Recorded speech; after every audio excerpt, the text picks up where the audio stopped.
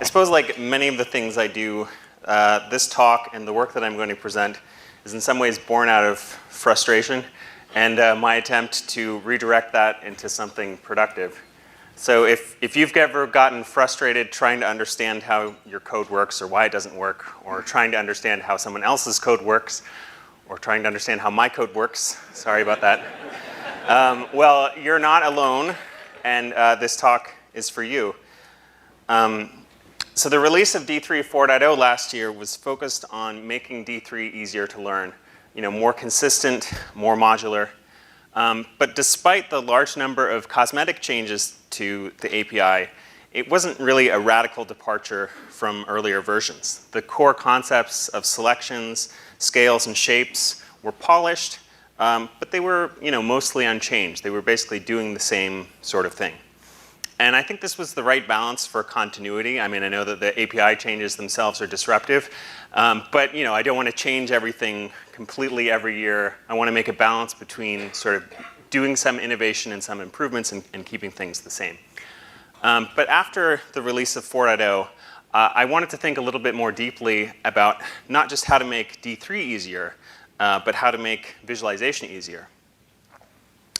Yet, in seeking to better a tool for visualization, I remembered something. I remembered that visualization is itself a tool, a means to an end, a means to insight, right? A way to think, to understand, to study, to communicate something about the world.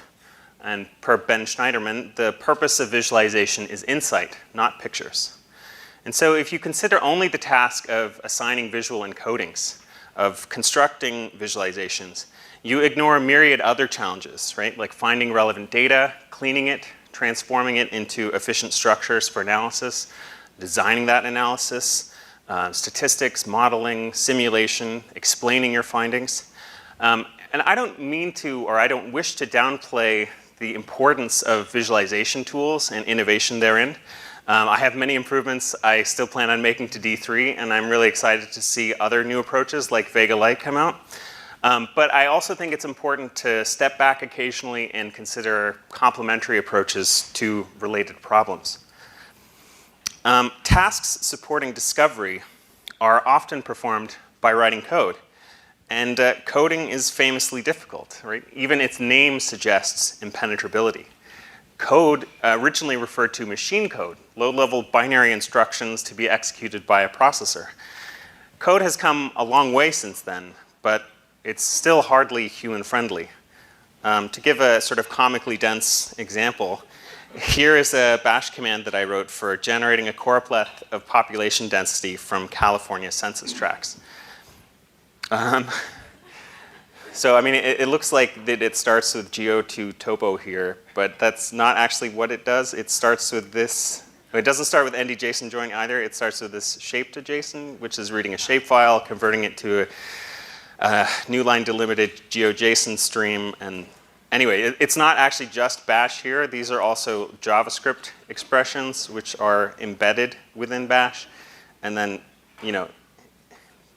anyway, I could spend probably a whole talk just going over how this particular slide works. Now, Brett Victor gives this very concise definition of programming. Programming is blindly manipulating symbols. And by blindly, he means that we can't see the results of our manipulation. We can edit the program, rerun it, diff the output. But programs are complex and dynamic. And so this is neither a direct nor an immediate observation of the impact of our change. And by symbols, he means that we don't manipulate the output of our program directly. We operate in abstractions. And these abstractions can be powerful, but they can also be difficult to grasp. In Donald Norman's terms, these are the gulf of evaluation and the gulf of execution. But clearly, some code is easier to understand than others. And so what are the symptoms of inhuman code? The first thing I think of is spaghetti, right? Code that lacks structure or modularity, where in order to understand one part of a program, you have to understand the entire program. And this is frequently caused by shared mutable state, right? If you have a piece of state that is modified by multiple parts of a program, it becomes much harder to reason about its value. And indeed, how do we even know what a program does? If we can't track its complete state in our heads, then reading the code is insufficient. And so we use console.log, we use debuggers, we use tests. But as I'm sure you've all experienced, these tools are also limited, right? A debugger can only show you a few values at a single moment in time. And so your ability to see sort of rich or complex data structures and patterns of execution are limited. And so we continue to have great difficulty understanding what our code does. And sometimes it can feel like a miracle that anything works at all. And despite these challenges, we continue to write code, right? We're still writing code all the time for lots of different applications, more than ever before. And so why is that, right? Are we masochists? Maybe. Are we unable to change? I mean, yeah, probably. But I mean, is there no better solution? And in general, and that is a very important qualifier, no. Code is often the best tool that we have because it is the most general tool that we have. I don't mean best in some sort of absolute sense, but I do mean best like for the right here and for the right now and the person that's doing the work. And that is because code is the most general. It has the most unlimited expressiveness. And alternatives to code, whether that's sort of higher level or if that also includes higher level programming interfaces and languages, can do well in specific domains, but these alternatives must sacrifice generality for greater efficiency in their domain. And if we can't constrain the domain, it's unlikely that you'll find a viable replacement for code, right? There is no blanket replacement as long as humans are still thinking and communicating primarily in language. And it's hard to constrain the domain of science, right? Science is fundamental. We're studying the world. We're trying to extract meaning from empirical observations to simulate systems. And a medium to support discovery must be capable of expressing novel thought, right? Just as we don't use phrasal templates and Mad Libs for composing the written word, we can't be limited to chart templates for visualization or a drop-down menu of formulas for statistical analysis. We need more than configuration, right? We need to compose primitives into creations of our own design. And if our goal is to help people gain insight from observation, we must consider the general problem of how people code. Brett Victor had this to say about math, but it applies equally to code. The power to understand and predict the quantities of the world should not be restricted to those with a freakish knack for manipulating abstract symbols. Okay, so when I talk about it being hard to code, it's not just a question about making our workflow more convenient or more efficient. It's about empowering people to understand the world. Now, if we can't eliminate coding, can we at least make it easier for our sausage fingers and finite-sized brains? And to explore this question, I've been prototyping an integrated discovery environment called D3 Express. It's for exploratory data analysis, for understanding systems and algorithms, for teaching and sharing techniques in code, and for sharing interactive visual explanations. I do want to make visualization easier, but to do that, we need to make coding easier. I cannot pretend to make coding easy. The ideas we wish to express, explore, and explain may be irreducibly complex. But by reducing the cognitive burden of coding, we can make the analysis of quantitative phenomena more accessible to a wider audience. The first principle of D3 Express is reactivity. Rather than issuing commands to modify shared state, each piece of state in a reactive program defines how it is calculated, and the runtime manages their evaluation. The runtime propagates derived state. If you've written spreadsheet formulas, you've done reactive programming. This is a simple notebook in D3 Express just to illustrate reactive programming. It looks a bit like the browser's developer console, except here our work is saved automatically so that we can revisit it. And it's reactive. So in imperative programming, C equals A plus B copies the current value of A plus B into C, right? It's a value assignment. And that means if A or B changes, that C retains its original value until you execute a new value assignment. But in reactive programming, C equals A plus B is a variable definition. And that means that C is always equal to A plus B, even if A or B changes, right? So if I'm defining A and B and I update their definitions, the runtime is automatically keeping C up to date with all of the active variable definitions. And so reactivity means that as the program author, we care only about the current state. And it's the runtime's responsibility to manage changes in state. And that may seem like a small thing when you're just adding a couple numbers, but as your programs scale up, this is eliminating a substantial burden. Now obviously a discovery environment needs to do more than to add a few numbers. So let's try working with data. So I'm going to load D3, and then I'm going to use d3.csv to load this CSV file here. Now both of these operations here, requiring the library and downloading the file from GitHub, are asynchronous. But in a reactive program, we hardly notice this. And that's because the definitions that depend on these asynchronous values aren't executed, they aren't evaluated, until their inputs are resolved. And so reactivity means that you can write most asynchronous code as if it were synchronous. Now you can also see the output here from the result of downloading this file. And D3.csv is conservative about types. It doesn't infer any data types. And so all of the values, dates, and the close, this is like a few years of Apple's stock price, are strings. But to start working with this data and to do analysis, we need to convert those into more precise types. So here I'm defining an accessor function or a row function to D3.csv that I can map those types to more specific types, map strings to more specific types, or even change the format of the data if I wanted to. So the close field is a number. So as I change that, as I put the little plus symbol there, that's the unary plus operator, you saw that the close purple strings changed into green numbers. So it's immediately giving you feedback of the changes that you're making. And likewise, if I want to convert this date into a more precise type, into a JavaScript date, I need to parse that. But JavaScript doesn't understand that date format natively, and so I have to write a function. But in this case, I've actually called the function before I've defined it. Like in a reactive program, I can write my code in any order, and as I finish writing the program, it'll bring everything up back to date. So I call the parseTime function, and now I'm defining that parseTime function using D3 time format, passing in that value here. Again, I can see it updating, and as I substitute the fields with the appropriate whatever % commands, you can see that it updates and it looks correct. Now that the data is in the right format, I can start to ask questions of it, like if I just want to compute sort of simply the range of dates in this data set. But again, I made a mistake here. I forgot to give the data a name, so that's going to give me an error. But I'll just go in there and assign it a name, and then it reevaluates the earlier command, right? So it becomes much more resilient to error when it's automatically reevaluating things as they're currently defined, rather than sort of constantly thinking about sort of what state is your program in and how do I get it into the right state. You're always operating under current definitions.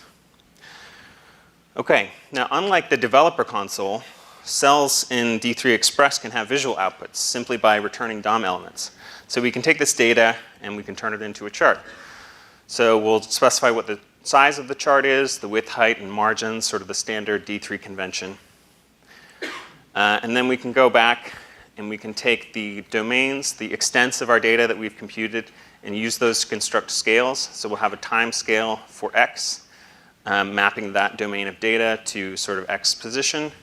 And similarly for y, we can have a linear scale, taking the domain of the closed dimension and mapping that to sort of a vertical position. So those have changed to be scales now. And now I'm going to open up and I'm going to create an SVG element. So this one, unlike the other ones, has curly braces on it. Oops, sorry. Skip ahead there.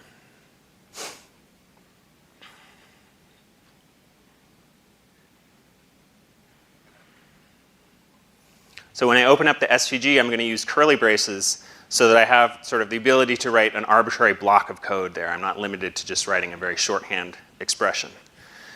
And so inside of the SVG definition, I'm going to use dom.svg in order to create an SVG element. That's just a convenience wrapper on top of document.createElementNS. The idea is that your notebooks, they're basically just working with detached DOM nodes, and then by returning those nodes, they end up getting displayed in the browser. Right, so this starts out, it's just an empty SVG node, and then I'm going to start to add some structure to that using D3 selection. Like I can add an axis here, and by default, that's going to be at the top because it's rooted at the origin in the top left corner. Then I can specify my translate function, or sorry, my transform attribute to move that down. Take that code, copy it, and make the y-axis, which goes there on the left. And so as I'm making these changes, I can sort of immediately see what the effect is on the output, right? I'm not having to sort of constantly switch between my editor and then reloading it in the browser. Likewise, when I want to add the actual path there to draw the line, I can add a path element. I'm going to need a function in order to compute the geometry for that path. So I can use D3 line and then pass in the right x and y accessors using our scales and pulling out the appropriate fields. That looks data-driven, but it's not quite right because path elements, of course, filled black by default in SVG. So we'll change those attributes to remove the fill and replace it with a blue stroke. Now, that's a very basic line chart, but already you can see that the program's topology is starting to become more complex. So this is the directed acyclic graph of references in that line chart. And this graph was itself made by D3 Express using GraphViz. And the 93 at the bottom is the sort of unnamed cell, which is the SVG output. So a few observations of this graph, right? It's now trivial to take our chart definition and make it responsive, right? The width, the height, and the margin feed into the scales. They feed into the SVG definition. They're currently defined as constants, but if we wanted to make this chart responsive to the window size, we could just replace those definitions appropriately and everything else would update. Likewise, if we want to replace the data, if we want to have like a real-time data stream coming in there, we're just replacing the data definition and now our static chart becomes a dynamic chart. And I'll show that shortly in action. But before then, let's look sort of more closely at the difference between the imperative style of coding and the reactive style. So this is your sort of typical D3 code that you might see on blocks.org in some of my examples, where on page load, you're defining a scale. But on page load, you don't have the data available, so you can't initialize the domain of your X scale. And so then later, after the data loads, you're defining the scale or the domain of your X scale. And so if you think about it, you're separating the definition of this object into two places in your code. And you can have sort of arbitrary amounts of unrelated code separating those definitions. If you compare that to the reactive definition is centralized because we no longer care about the order of execution and the dependencies in our code, right? Those are now managed by the runtime. And so we can centralize our definition. And so reactive programming is not just sort of about making things more convenient or saving you time. It's also about getting a cleaner code structure.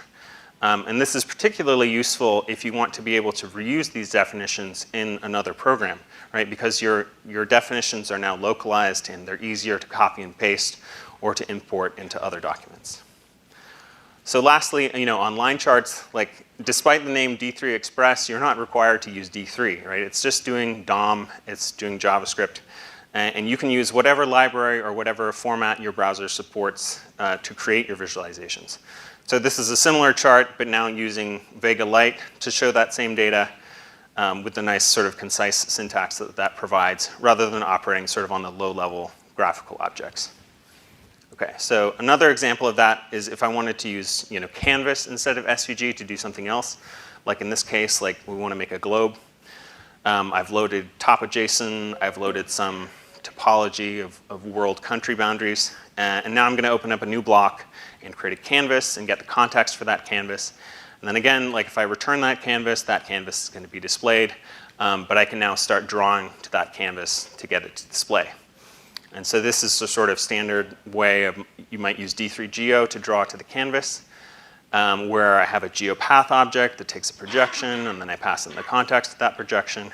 And here the projection is defined just as like your fixed geo-orthographic projection. And I can add like another outline to that and stuff too, which you'll see in a second. But I want to use this to sort of showcase another powerful feature of reactive programming, which is I can take a variable definition that's static, like this sort of fixed aspect orthographic projection, and then I can replace it with a dynamic definition, right, like a rotating projection. And I can do that only using sort of standard JavaScript, which is that I take the static definition of this projection as just a geo-orthographic, and I can replace it with a generator. So here you're seeing like a Mercator and equirectangular, and it's updating automatically. But if I put the star in front of the curly brace here, I'm now defining a generator that can yield multiple values rather than just a single value that's a constant. If you haven't used generators before, I mean, this is a standard JavaScript thing. They're relatively new, but they are really cool. And it's a lot of fun to sort of just take a little static definition and replace it with something dynamic like this. And so the way that that's working is that the runtime is pulling new values from the generator 60 times a second. So the generator is it runs once and then it basically gets suspended until the runtime is pulling a new value from it. And the way that the code works is that when it's pulling a new value, it's just setting the new rotation angles on that projection and then returning it. And again, because the runtime understands sort of the relationships between all of these different variables, it knows to recompute the canvas whenever that projection changes. And so it's really easy to take sort of a static thing and then add a scripted animation on top of that, like we have here for this rotating globe.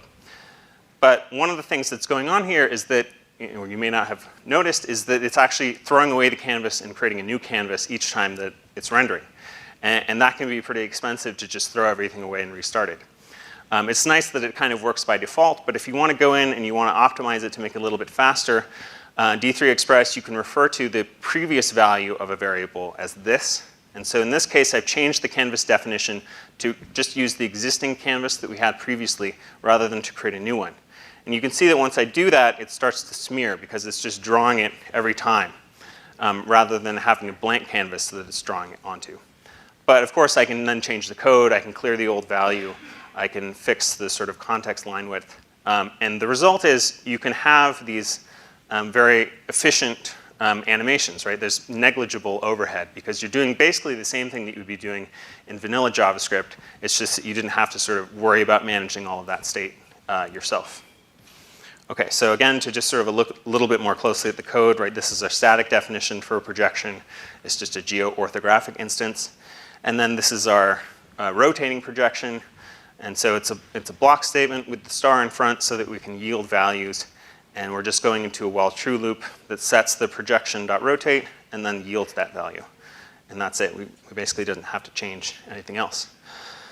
So if generators are good for scripted animations, what about interaction? Well, generators can do this too. And the way that it works is that you yield a promise that resolves whenever there's new input from the user.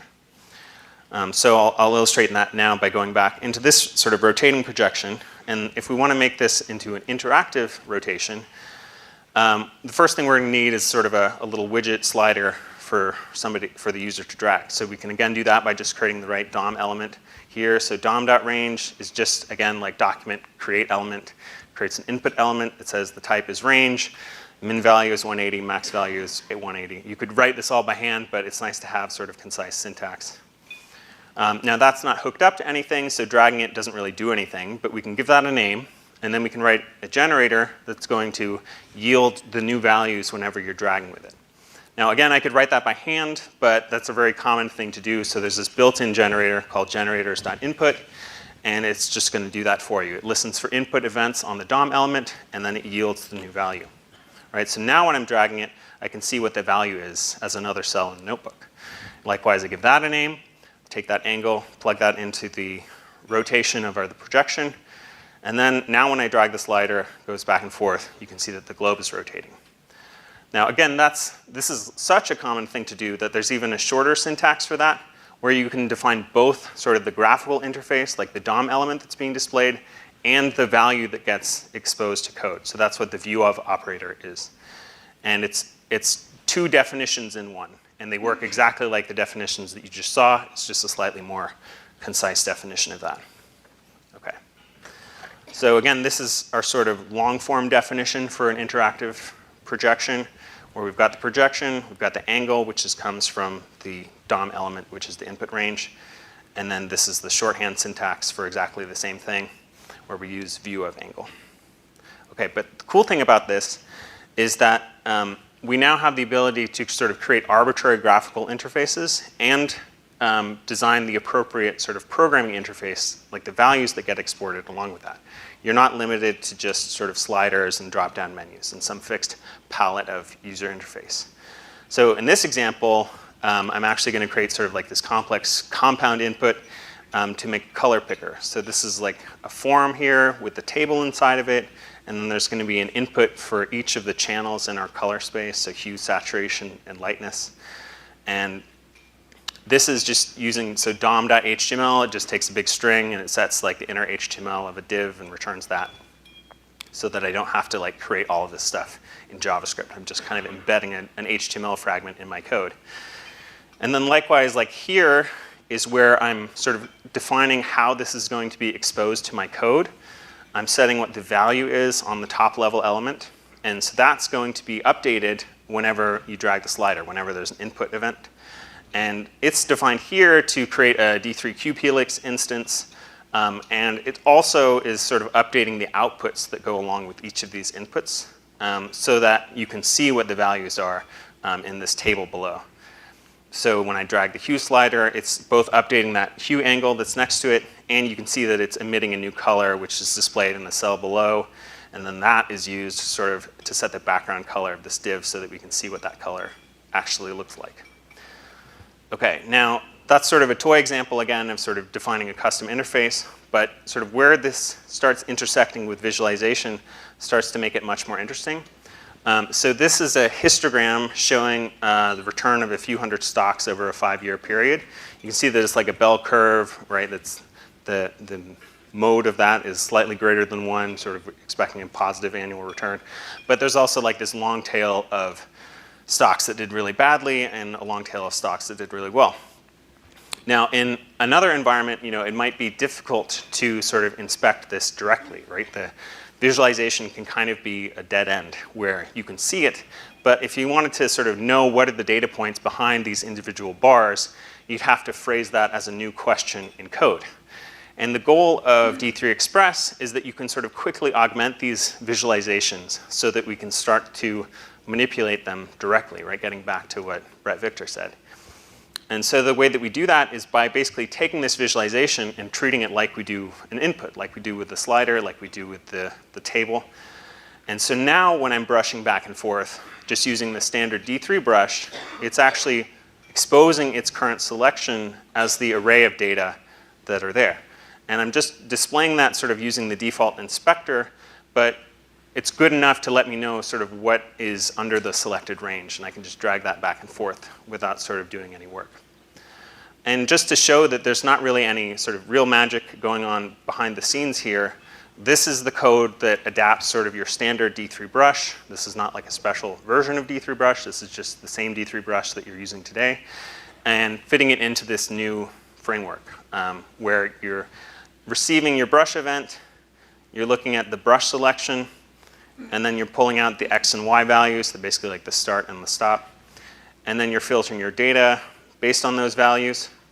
And then you're setting the property. This is what the value property of your node. That's what gets exposed to the code.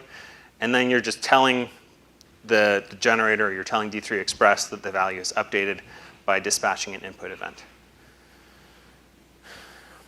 Now, another thing that you can do in D3 Express that's useful is that, you know, by default, these reactions to your code are going to be applied instantaneously. So whenever a variable changes, the runtime knows what depends on that, and it's going to recompute all the derived variables and update the display instantaneously. Sometimes, though, that's not what you want, right? You have something that changes, and you want to be able to observe what's changed. And so we want to use these animated transitions to have some object constancy. So in this, like, again, simple bar chart, I've written it in such a way it's using the D3 data join, and there's a transition that's staggered so that when this data updates, it's going to move the bars into their new position so that you can see how the values change. And then likewise, like this data set here, which is just sort of the frequency of English letters, is defined so that if you change the sort by value flag, it's going to be sorted either by descending frequency or sorted just lexicographically. And so now when I go back up to the top and I change the value of this by using the checkbox, the code can sort of apply a transition from the old values to the new values.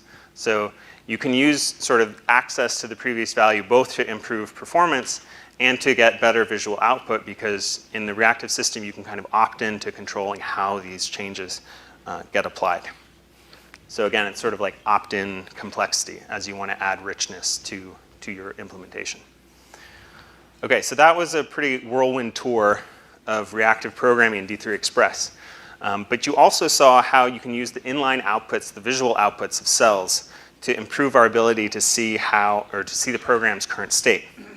But I want to dive into this a little bit more and show you how to use visualization in D3 Express to improve our ability to scrutinize a program's behavior.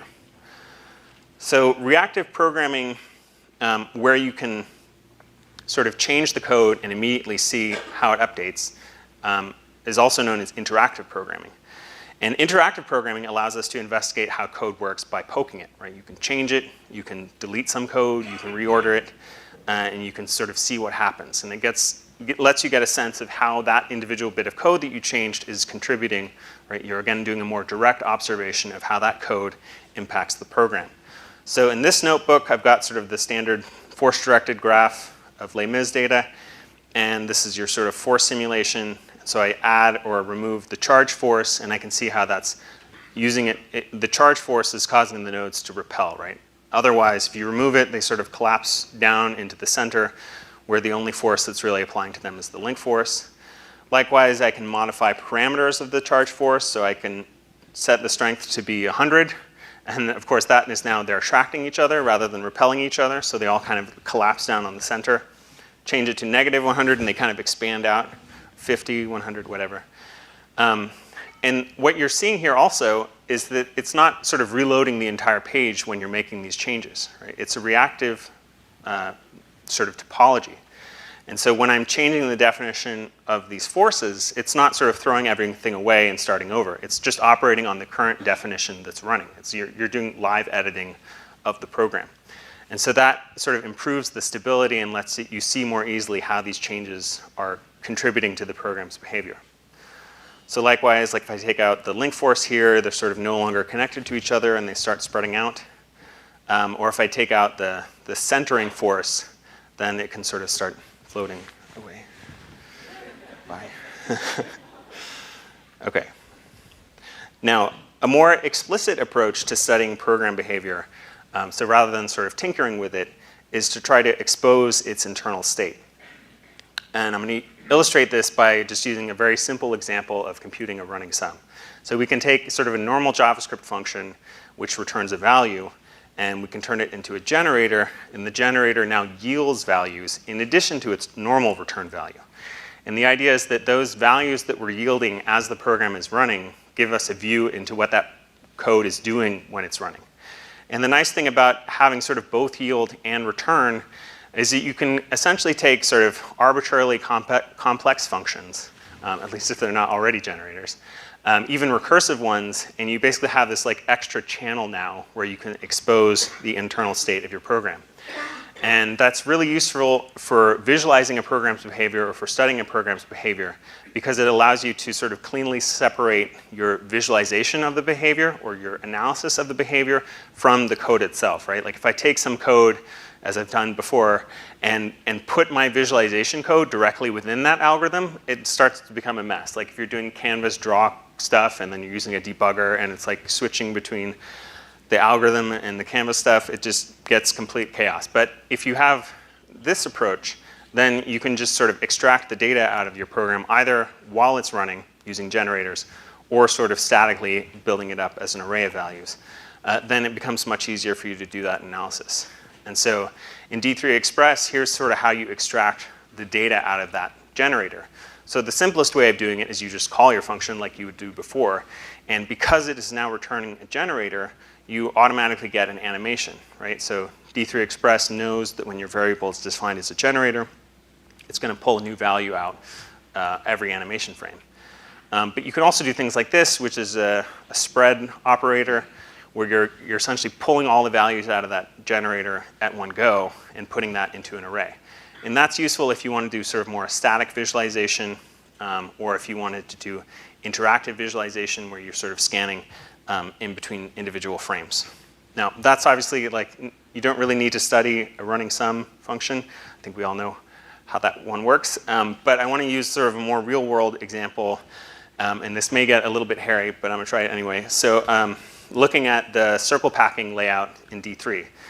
So you've probably seen this before. This is the flare class hierarchy. And hierarchical circle packing is basically like tree maps, but you have this sort of extra wasted space because you're nesting circles rather than squares. And that extra space is not really wasted. It sort of helps to indicate sort of the hierarchical structure in a way that's not always obvious with tree maps. Now, in order to produce these sort of diagrams, you first need to sort of lay out the individual circles, right? The set of siblings in part of your tree. And so this is sort of a little example of how that works, right? You have a set of circles that you want to pack in order, one at a time, into as small a space as possible without overlap, sort of a little bit like penguins huddling in Antarctica. And so your job is to place one of these circles at a time until you've placed all of the circles. And since you want the circles to be packed as tightly as possible, you know that like each new circle that you place should be tangent to at least one of the circles you've already placed. Actually, two of those circles. But if you just pick sort of an existing circle at random as you're placing the new circle as your tangent circle, you're going to waste a lot of time trying to put that new circle sort of in the middle of the pack, where it's going to overlap with the other circles that you've already put down. So ideally, as you're determining what your tangent circles are, you should only be considering the circles that are on the outside of the pack. But the problem is, like, how do you efficiently determine, which circles are on the outside? And so Wang's algorithm, which is what's used by D3 and by other implementations of this layout, maintains a front chain. And that's what the red line here is. And the front chain represents sort of these outermost circles. And so when you're placing a new circle, it picks the circle on the front chain that is closest to the origin. And the new circle is placed tangent to this circle and its adjacent neighbor. And if there's no overlap with the other circles that are on the front chain, then it can just move on to the next circle.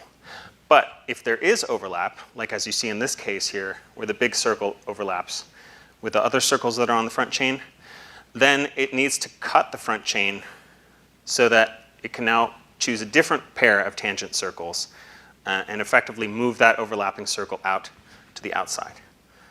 And so if you look closely at this animation, you can actually see those moments where it's cutting the front chain as these sort of larger circles get kind of squeezed out of the pack and pushed down. Right? And so I find this kind of mesmerizing to look at. But more than sort of being eye candy, this animation and this notebook was extremely helpful for me for fixing a long-standing bug in D3's implementation, where there was a little bit of vague wording in the original paper, and it wasn't obvious which side, in some situations, of the front chain to cut. Right? You've got this like circular structure, and in some cases, it's not obvious which part of the front chain needs to be cut in order to place the new circle. And having the ability to sort of inspect the program to see what it's doing as it goes along, rather than just sort of seeing the output at the end and it being wrong, made it much easier to sort of isolate the conditions that led to the bug, to make a change to the algorithm and see how it affected those specific conditions without sort of starting over with new random output. Now, this is only sort of one part of circle packing. The other thing is that once you've sort of laid out your siblings, you need to compute the enclosing circle for that pack so that you can then move on to other parts of the hierarchy. The conventional way of doing this is that you just sort of scan the front chain and you pick the circle that is the farthest from the origin. And that works pretty well because the packs tend to be roughly circular, but sometimes the packs can be like sort of slightly shifted off to the side, and so that doesn't end up being an exact solution. And I learned that there's this algorithm called Welzel's algorithm that gives you the optimal solution, and it runs in linear time. And so there's really kind of no reason to not do that. I mean, it's a little bit more work to implement it, but if I can do it once and improve these things, even if it's only a slight improvement, that's good. And also, it's just fun to kind of understand how these things work.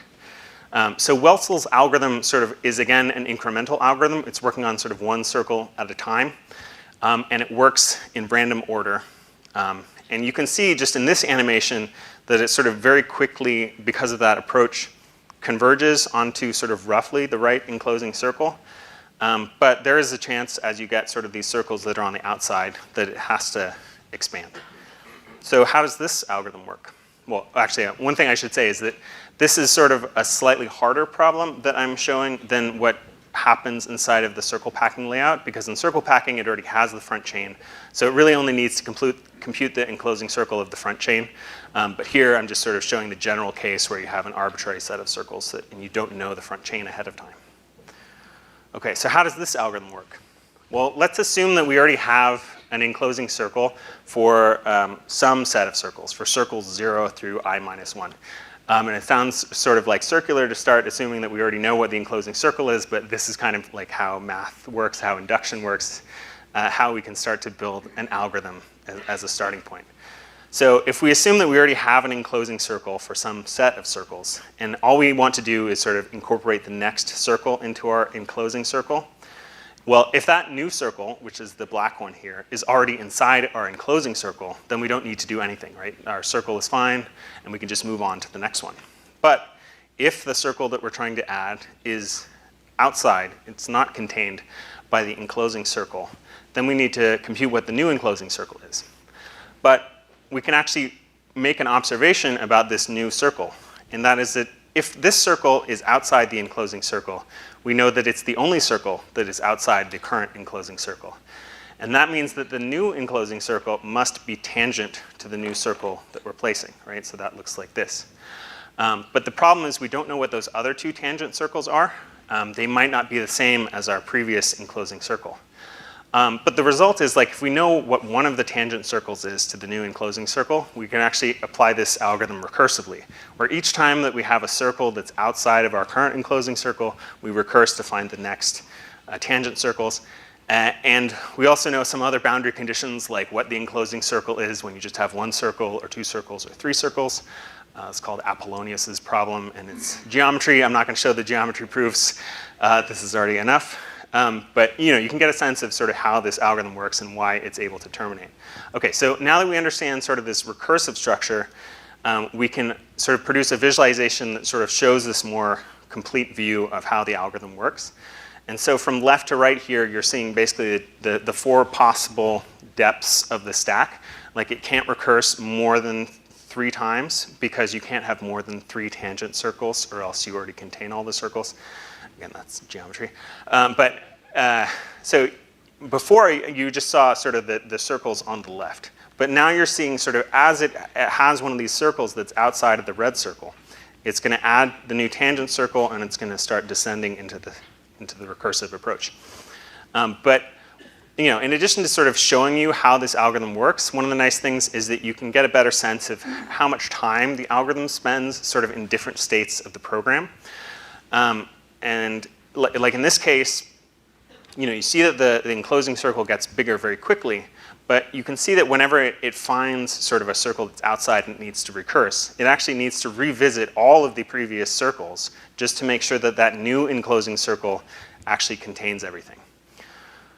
But I'm not going to prove that it's linear time. That's too much work. But anyway, you get kind of a sense here. Anyway. All right, so one way to write less code is to reuse it. And the 440,000 or so libraries that are published to NPM sort of attest to the popularity of this approach. But libraries are an example of active reusability, right? You must design a library to be reusable. And this is often a substantial burden, right? It's hard to design effective general abstractions. Just ask anybody that is an open source maintainer. And in contrast, like implementing one-off code, like you see with the D3 examples, tends to be much easier because you're sort of only worried about the task at hand. You don't have to generalize into some abstract class of tasks. But with D3 Express, I'm trying to explore whether there's sort of an intermediate solution with better passive reusability, where you can use the structure of these reactive documents to more easily repurpose code. So one part of that is that you can treat any document as basically a lightweight library. So in this case, like I had some other document, it defined a color interpolation function and a ramp thing, which just generates a pretty gradient. And I'm now going to import that into this document, and then I'm going to call it. And so if I had some other color function or some other utility that I wrote in one document, I don't have to create a package on NPM and publish that or a GitHub repo or whatever. I can just pull that into my code. And the cool thing here is that it's also pulling in the dependencies of that definition automatically. So the original definition of that used D3 HSV, which is like an optional D3 plugin. And that's going to be loaded automatically as I pull in the interpolate terrain. I don't have to sort of load that separately. But likewise, even though I'm loading that definition of D3 in the remote document, it's not going to conflict with my own local definition of D3 because I'm pulling in the functionality, the definition, but I'm not pulling in the symbols. I'm only pulling in the symbols that I explicitly reference in my import statement. But you can do sort of even cooler things in D3 Express, which is that you can rewire these definitions to sort of inject your local definitions into the remote definition. Excuse me. So this is a case where I have a data set that is going to be streaming over a WebSocket. I'm not going to explain like how all this code works. I think the idea is that you'd have like sort of an API for connecting to a socket and getting some real-time data stream. It just has like an array of values which it keeps like the last 60 seconds of. But the result is this is a generator. It's just going to emit a new array of objects with time and value. And so the question is like, can I visualize this just using an existing line chart, right? We already had a line chart that was showing Apple's stock price, which is basically the same structure, just an array of objects with date and close. Here I'm actually pulling in a slightly different definition, just says time and value. So here I'm embedding the chart, and you can see it's just that same sort of basic chart. But if I add this with clause here, I'm injecting my definition of data into the chart, right? So that static chart becomes a real-time chart. And I didn't have to change any other aspect of the code because that code was already defined to be reactive, right? Where it's setting the domains of X and Y. But the cool thing is like I don't have to stop there, right? I can also augment sort of other aspects of that chart definition because they're all part of this topology which is exposed, and then I can override it. So if I don't like the fact that the Y scale is sort of dynamically adjusting based on the window, and I just want to have a fixed window because I know sort of what the expected values are for my streaming data set, I can do that. And I can pull in other definitions like the width and height and the margin in order to do that. And then I'm going to inject my Y definition here, and so that changes so that it's now like fixed scale. And likewise, I can do the same thing with the X scale, so that rather than sort of like showing you like the chunks as it's updating, I think it updates like 4 or 5 times a second here. I can just have like a very smoothly sliding X scale that updates 60 times a second and just sort of like crops the little bit of update of data so that it's slightly outside the time window. And so that's replacing the X scale with the generator. Again, like it doesn't care whether the X scale is like a constant or a generator. I can just plug those things in.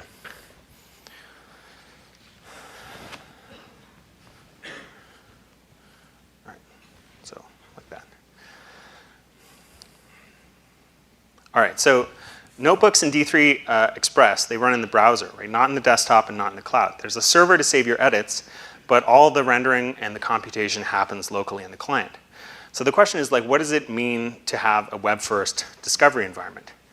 And in my view, a web-first discovery environment, it embraces web standards. That means vanilla JavaScript and the DOM. It works with today's open source, whether that's like snippets that you find on the web or whether that's libraries you're getting from NPM. And it tries to minimize the amount of like specialized knowledge that you need to be productive in this new environment.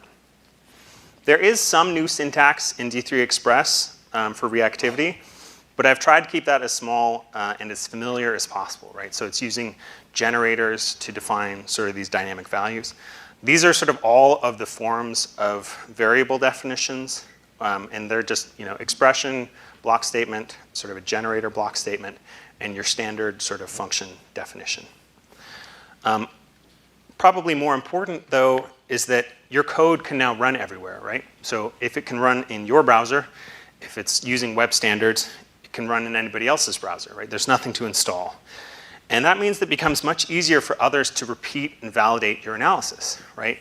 And by extension, your code for exploration can gracefully transition into code for explanation.